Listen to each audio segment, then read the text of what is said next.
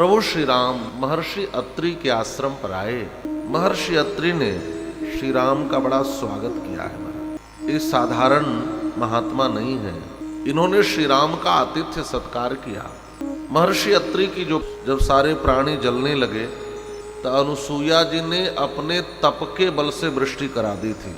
अपने तप के बल से उन्होंने मंदाकिनी की धारा प्रवाहित की है। चित्रकूट में जो गंगा मंदाकिनी प्रवाहित होती है ना, वो भगवती अनुसूया के द्वारा प्रकट की गई है। इसका तात्पर्य यह है कि जो अनुसूया होगा वही भक्ति की धारा को प्रवाहित कर सकता है। जिसके भीतर दोष न देखने की वृत्ति हो, उसी के भीतर से भक्ति की धारा प्रवाहित होती है। भक्ति की धारा वही बहा सकता है जो अनुसूया हो, माने जो दोष न देखे, जो किसी के गुण में दोष का आविष्कार न। ऐसी हैं श्री अनुसूया जी। श्री अत्रि जी ने कहा, रघुनंदन, ये देवी अनुसूया है, यह आपके लिए मातृवत वंदनीय है। और राम जी ने माँ की तरह प्रणाम किया है देवी अनुसूया को। अनुसूया जी श्री सीता जी को लेकर के कुटिया के भीतर गए और भीतर ले जाकर के उन्होंने श्री सीता जी को दिव्य हार पहनाए, वस्त्र दिए, आभूषण दिए, अंगराग दिया। इदम दिव्यम वरम माल्यम वस्त्रम आभरणानि च अंगरागम च वैदेही महारहम अनुलेपनम। वो स्वामी जी भी कहते हैं, दिव्य वसन भूषण पहिराए जे नित नूतन अमल सुहाए। अच्छा, इस प्रसंग में श्री सीता जी के लिए जो शब्द का प्रयोग किया गया है वो बड़ा अद्भुत है। अलंकुरुच तावत तुम प्रत्यक्षम मम मैथिली। सीता जी के लिए हम मैथिली शब्द का प्रयोग है। मैथिली माने मिथिला की बेटी, मिथिला की। इसका तात्पर्य है माता सीता को मिथिला में जो सुख मिलता था, जो मां के वात्सल्य का सुख श्री सीता जी को मिथिला में मिला था, वैसे ही मां की तरह सुख श्री अनुसूया जी ने दिया है। जैसे मां अपने बेटी का श्रृंगार करती है, सजाती है ना, लाड़ दुलार करती है, वैसे ही श्री मां अनुसूया ने श्री सीता जी को दिव्य आभूषण, अंगराग आदि प्रदान किए, सुंदर सजाया है इनको। और सीता जी से उनके स्वयंवर की कथा पूछी। सीता जी ने अपने विवाह की पूरी कथा सुनाई है कि कैसे मेरे पिताजी ने प्रतिज्ञा की थी और कैसे श्री रघुनाथ धनुष की डोरी चढ़ा रहे थे तो धनुष टूट गया, फिर कैसे मेरा विवाह हुआ। ये सारी कथाएं सीता जी ने सुनाई। तो अनुसूया जी ने दिव्य आभूषण तो दिए ही, लेकिन एक उपदेश भी दिया और कहा कि देखो बेटी,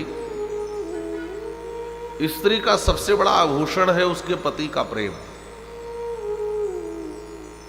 अभी आगे श्रीमद् वाल्मीकि रामायण के सुंदर कांड में भी यह बात आएगी।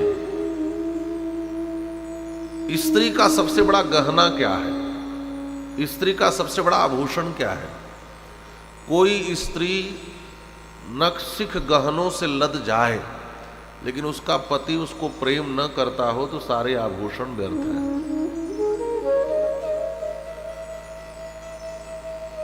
पति प्रेम के आभूषण से जो स्त्री आभूषित होती है, सच्चे अर्थों में वही स्त्री सुंदरी है।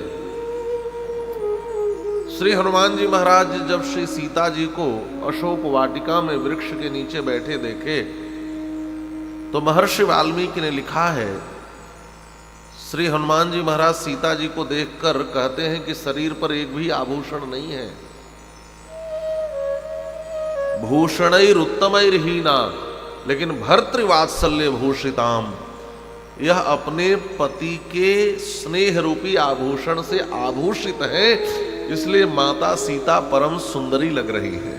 आहा, कोई आभूषण शरीर पर नहीं हो लेकिन पति प्रेम का आभूषण जिस स्त्री के पास है वह परम सुंदरी है। और सारे आभूषण किसी स्त्री के शरीर पर लदे हो और पति प्रेम न करता हो तो वह सारे आभूषण व्यर्थ है। तो श्री अनुसूया जी ने माता सीता को उपदेश दिया और कहा, देखो बेटी, पतिव्रता स्त्री का सबसे बड़ा धर्म क्या है? एक ही धर्म एक व्रत नेमा, काय वचन मन पतिपद प्रेमा। स्त्री का सबसे बड़ा धर्म है मन वचन कर्म से वो पति से प्रेम करे, पति की सेवा करे, यही सबसे बड़ा धर्म है।